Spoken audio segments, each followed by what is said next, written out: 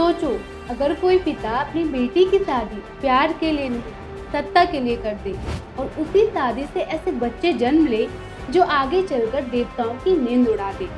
ये कहानी है कैकसी की, राक्षस सुमाली की बेटी। सुमाली की प्लानिंग बिल्कुल साफ थी। मेरी बेटी का विवाह किसी महाशक्तिशाली ब्राह्मण से होगा ताकि आने वाली संतानें राक्षसों का साहस भी रखे और ब्राह्मणों जैसे बुद्धि तेज भी, यानी शरीर में राक्षसी ताकत और दिमाग में तपस्वी तेज।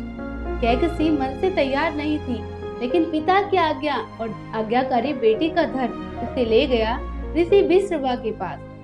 विश्रवा महान ब्राह्मण थे, शांत, तेजस्वी, तपस्वी। पर जैसे ही उन्हें कैकसी की वंश परंपरा पता चली, उनके भीतर का तपस्वी जाग उठा। उन्होंने कह दिया, इस वंश से जन्म लेने वाले रक्त लौलुप राक्षस होंगे। कैकसी कांप गई, उनके चरणों में गिर पड़ी। महाराज, साप वापस ले लीजिए।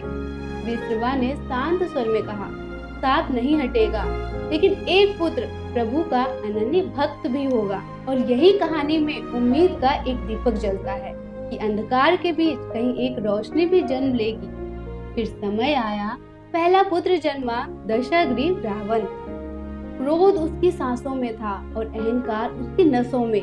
वो सिर्फ ताकतवर नहीं बना, उसे दूसरों को दबाने में आनंद आने लगा।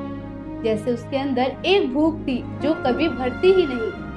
दूसरा पुत्र कुंभकर्ण, आकार में पर्वत और भूख में समुद्र। जहाँ वो जाता डर अपने आप फैल जाता। अब सवाल उठता है, विश्रवा ने जो कहा था एक भक्त पुत्र भी होगा, वो कौन? और तभी जन्म हुआ विभीषण का। शांत स्वभाव, धर्म की समझ, नीति की आवाज। एक ही घर में तूफान भी था और दिशा भी।